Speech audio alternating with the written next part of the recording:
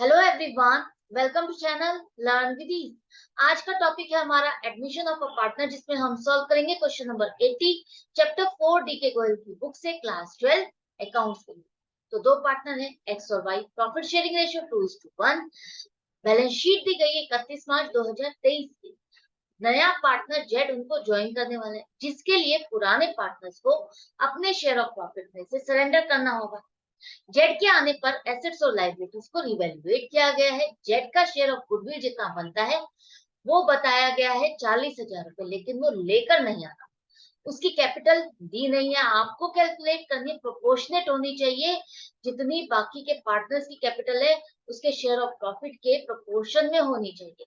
आपको बनाना क्या है, revaluation account, partners capital account, और जेड के आने के बाद जो नई बैलेंस शीट बनेगी, एक रिकॉन्स्टिट्यूटेड फर्म की जो बैलेंस शीट बनेगी वो बनानी, साथ में न्यू प्रॉफिट शेयरिंग रेशियो भी कैलकुलेट करनी। तो जो आपको यहाँ पर बनाना है, आई सजेस्ट कि आप फॉर्मेट पहले से तैयार रखो, ताकि हम साथ के साथ जो भी हमारी कैलकुलेशन होती जाएंगी रिलेटेड अकाउंट में उसको फीड करते जाएंगे। किस तरह से देखें, ऑनलाइन सेशन अगर आप चाहते हो, क्लास 11 और 12 दोनों के लिए है अकाउंट्स के रीजनेबल प्राइस पर। इंटरेस्टेड स्टूडेंट्स मुझे इस नंबर पर व्हाट्सएप कर सकते हैं अपना नाम और क्लास। ज्यादा से ज्यादा इस मैसेज को अपने ग्रुप में, फ्रेंड्स में शेयर करो, ताकि ज्यादा से ज्यादा लोगों तक ये बेनिफिट पहुंच सके। तो दो पार्टनर एक्स और वाई, ओल्ड रेशियो 2:1। अब नया पार्टनर जो जेड आ रहा है उसका शेयर ऑफ प्रॉफिट दिया नहीं है, लेकिन ये दिया गया है कि ओल्ड पार्टनर्स ने उसके लिए अपने शेयर में से कितना सेक्रीफाइस किया है। तो एक्स ने अपने शेयर का 2/5 सरेंडर किया है। अपने शेयर का 2/5 ऑफ हिज शेयर। उसका शेयर कितना बनता है, उसका शेयर है 2/3। तो 2/3 का 2/5 पार्ट उसने सरेंडर किया है। तो वो नई फ्रैक्शन आ गई 4/15। ये वो फ्रैक्शन है जो वो सरेंडर कर रहा है नए पार्टनर जेड के लिए। जेड के पास ये प्रॉफिट ट्रांसफर हो जाएगा, इसका प्रॉफिट पहले से कम हो जाएगा। अब इसी तरह से वाई का देखो, वाई का प्रॉफिट है, शेयर ऑफ प्रॉफिट है पहले ओल्ड रेशियो में 1/3।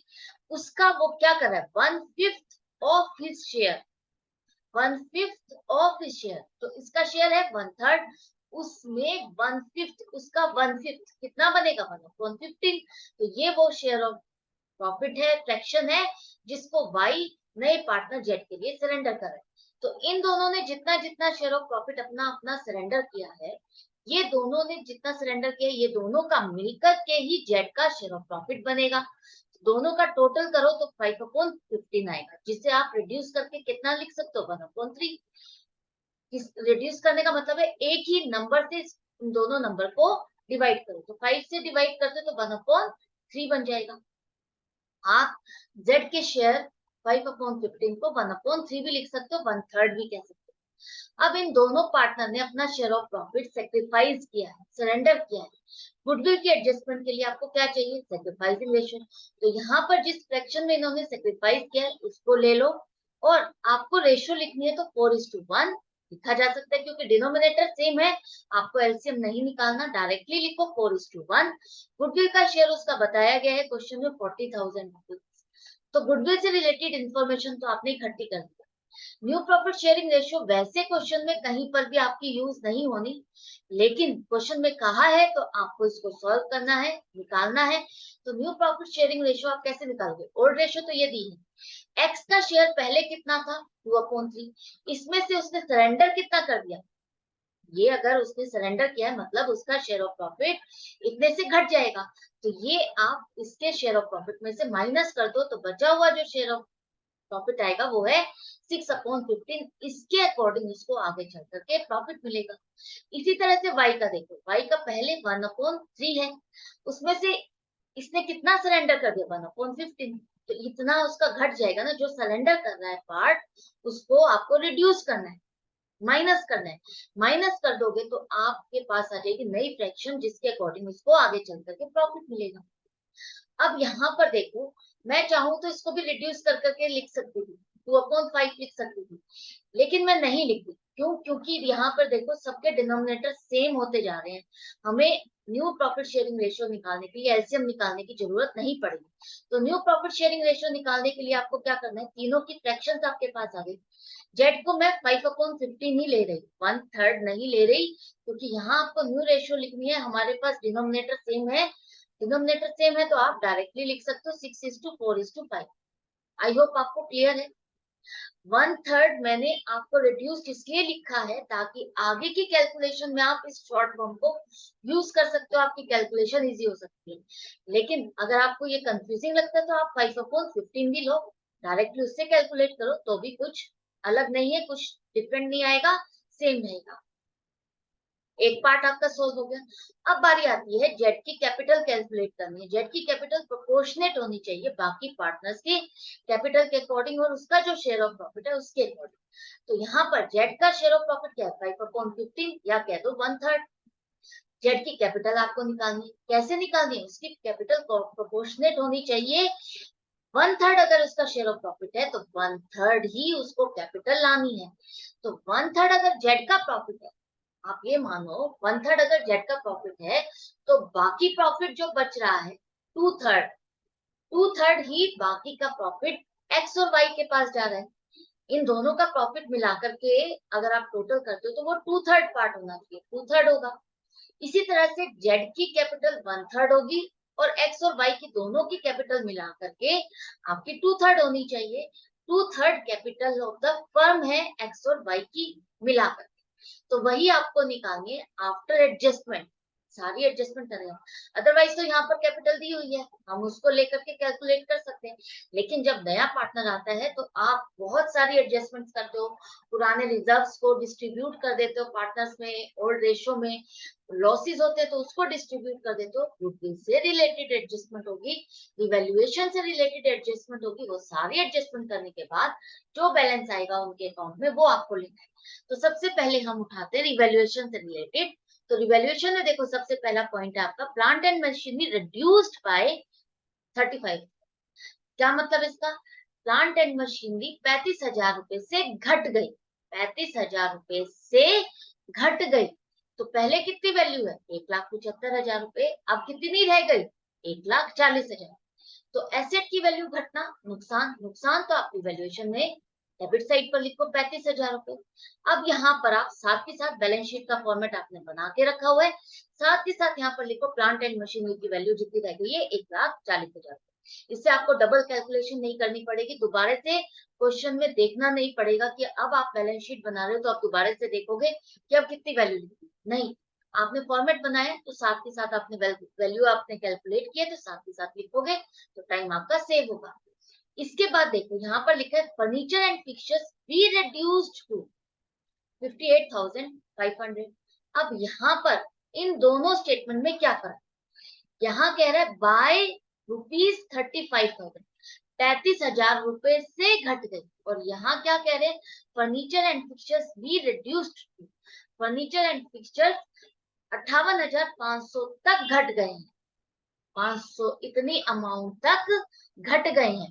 पहले कितनी अमाउंट है, 65,000 रुपए, अब घट गए हैं कितने तक, 58,500। तो कितने घट गए, कितनी अमाउंट कम हो गई, 6500 रुपए। एसेट की वैल्यू कम होना मतलब नुकसान, आपको रिवैल्यूएशन में डेबिट साइड पर। आई होप आपको समझ में आ गया है डिफरेंस। यहाँ देखो बाय लिखा है, यहाँ 2 लिखा है, इसका मतलब 35,000 रुपए घट गए हैं, और इसका मतलब है ये इसकी वैल्यू घट करके इतनी हो गई है, 58,500 रह गई है। क्लियर है।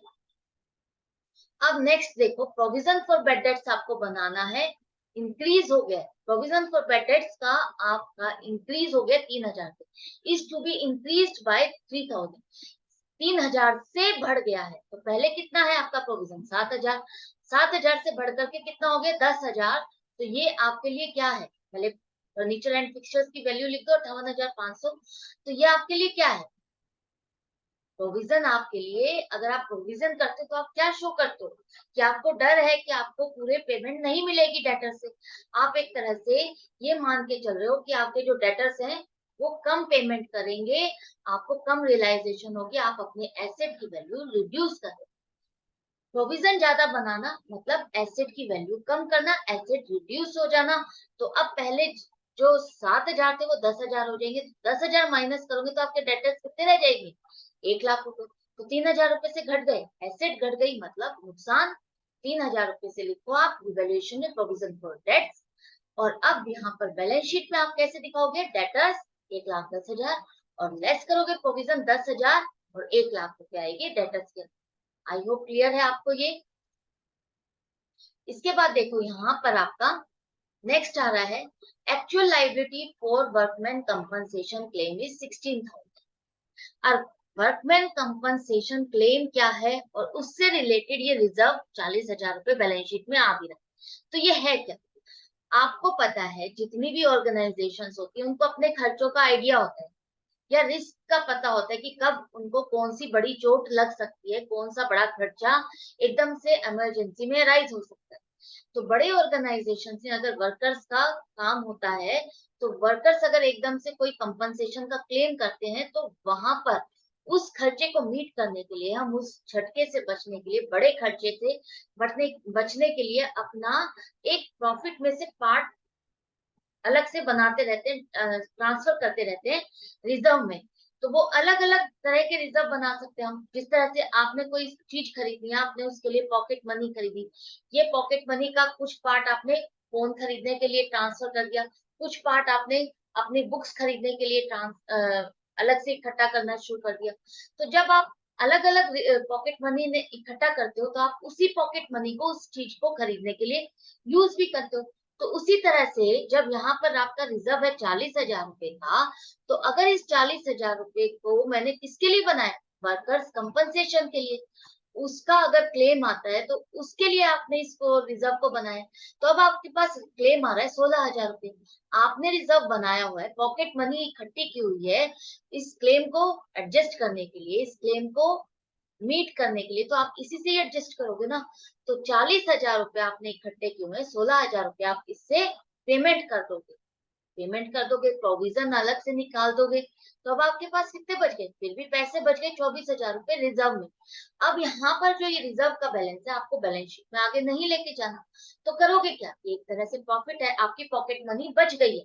आपने जो सामान खरीदा था, सामान खरीद भी लिया और आपकी पॉकेट मनी बच गई। क्यों, क्योंकि आपको शायद उस प्रोडक्ट पर डिस्काउंट मिल गया, क्योंकि आपने नहीं सोचा था।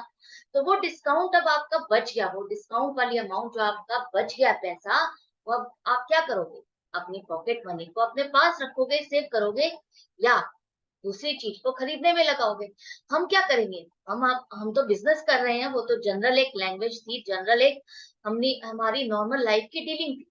लेकिन बिजनेस में हम क्या करते हैं, ये रिजर्व अगर बच गया है तो पार्टनर्स के अकाउंट में हम उसको ट्रांसफर कर देंगे प्रॉफिट में, और ओल्ड रेशियो में इसको ट्रांसफर करोगे। तो 16,000 रुपए आपके क्लेम है, तो आपका लाइबिलिटी साइड पर आएगा बैलेंस शीट में, और ये आप पार्टनर्स के अकाउंट में ट्रांसफर कर दोगे एज प्रॉफिट। रिवैल्यूएशन से इसका लेना देना बिल्कुल भी नहीं है। कई बार आप लोग कंफ्यूज हो जाते हो, तो कंफ्यूज नहीं होना।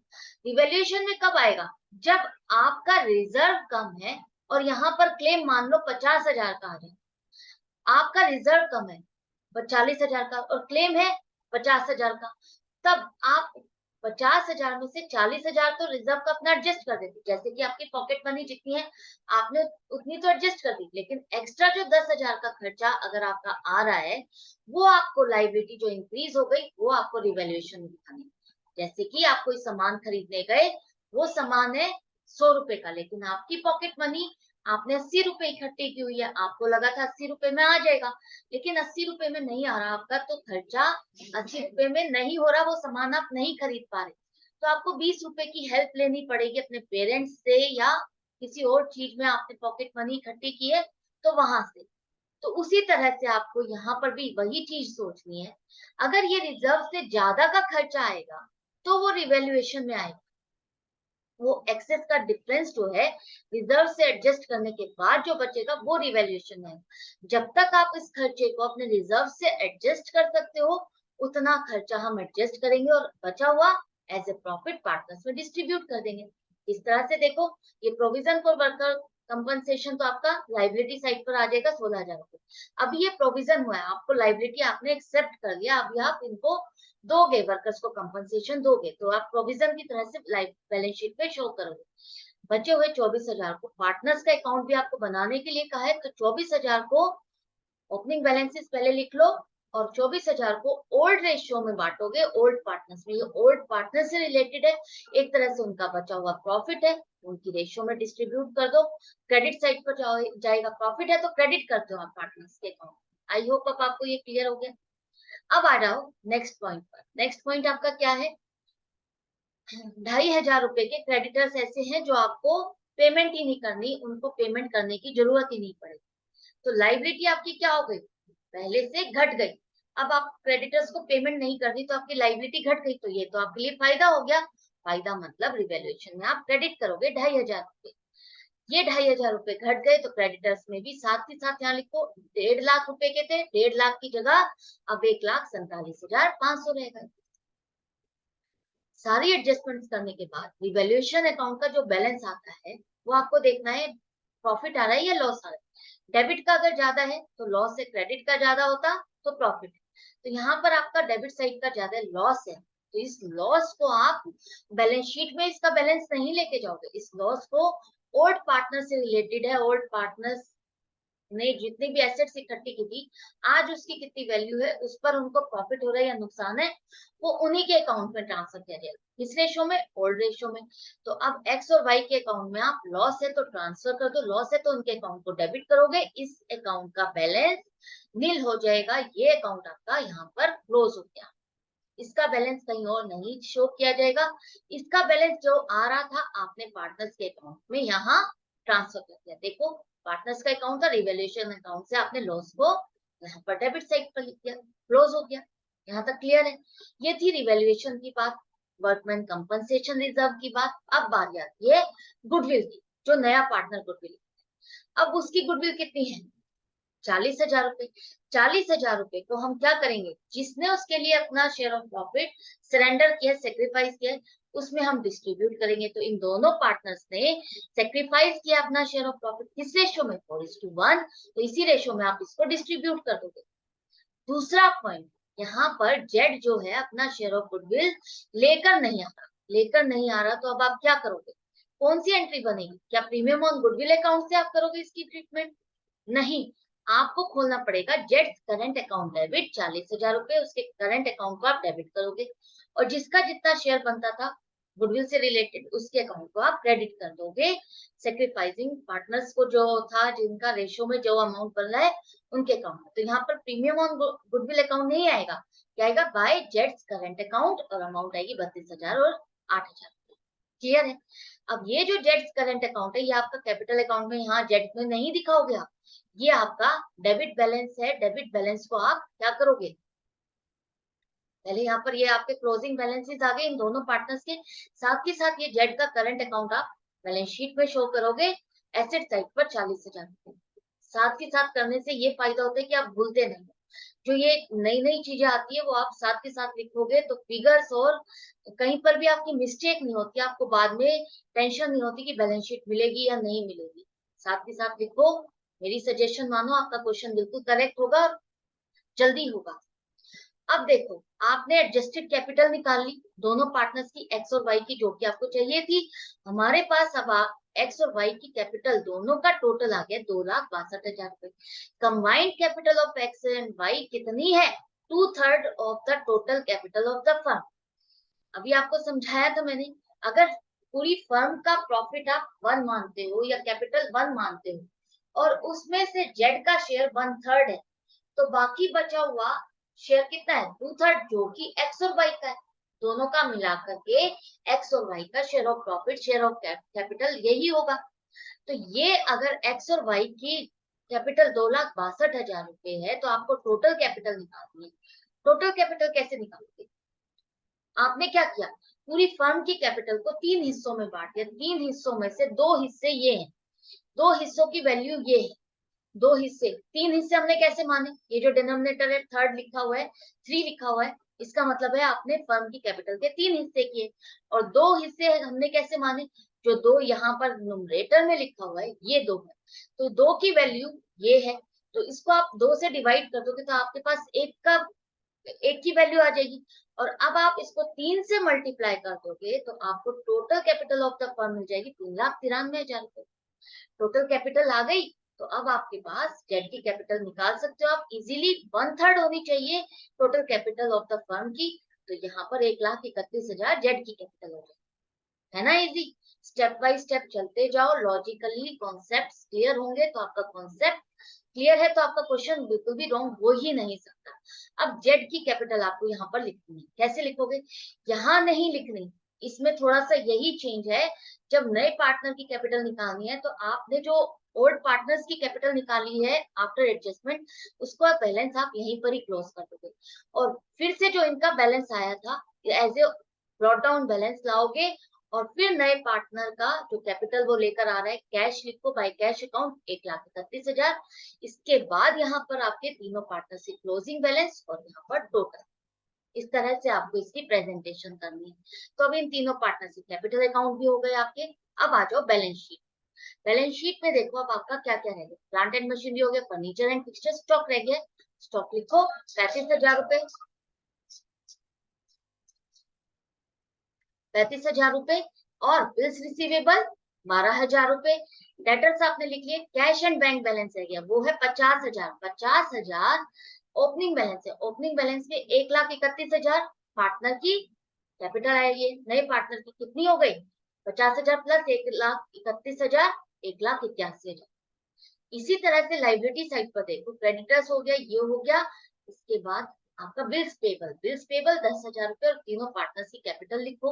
अब चेक करो टोटल लाइबिलिटी और एसेट साइड का क्या मैच कर रहा है। मैच कर रहा है तो आपकी क्वेश्चन करेक्ट है और कंप्लीट है, कोई मिस्टेक नहीं की, बिना मिस किए कोई भी इंफॉर्मेशन आपने पूरा क्वेश्चन एक बार में कंप्लीट कर दिया विथ वर्किंग नोट्स। तो आई होप आपको अच्छा लगा होगा, आपको अच्छे से समझ में आ गया होगा। तो हमने बहुत सारे क्वेश्चंस प्रैक्टिस कर लिए हैं। अगर आप मुझे फॉलो करते आए हो तो अब ये कॉन्सेप्ट आपके लिए बिल्कुल भी डिफिकल्ट नहीं रहना चाहिए। अब आप भी मेरे साथ वर्बली सॉल्व किया करो, साथ ही साथ सॉल्व करोगे तो आपको ये पता चलेगा कि आप कहीं अटक रहे हो या मिस्टेक कर रहे हो तो वो मिस्टेक कहाँ है। कोई डाउट आ रहा है तो वो डाउट क्या है, और आप अगर साथ के साथ देख लेते हो तो आपका वो डाउट बिल्कुल क्लियर हो जाता है और आगे के लिए वो आप मिस्टेक नहीं करते और वो डाउट भी नहीं रहेगा। तो मैं यही सजेस्ट करूंगी, जैसे जैसे मैं क्वेश्चन डालती जा रही हूँ आप चाहे वर्बली उसको देखो, सॉल्व करो, आपकी ही प्रैक्टिस होगी और वो कॉन्सेप्ट और भी ज्यादा आपका क्लियर होता जाएगा। तो मैं मिलूंगी आपसे नेक्स्ट वीडियो में नेक्स्ट क्वेश्चन के साथ, लेकिन आपको अपनी प्रैक्टिस जारी रखनी है और चैनल को सब्सक्राइब कर दो ताकि अपडेटेड रहो। अपडेटेड का मतलब है जैसे ही वीडियो डलेगी आपके पास नोटिफिकेशन आ जाएगी, क्योंकि आप बेल आइकन को प्रेस कर दोगे। शेयर करो अपने फ्रेंड्स के साथ। ऑनलाइन क्लासेस के लिए आप मुझे व्हाट्सएप कर सकते हो। Goodbye and take care.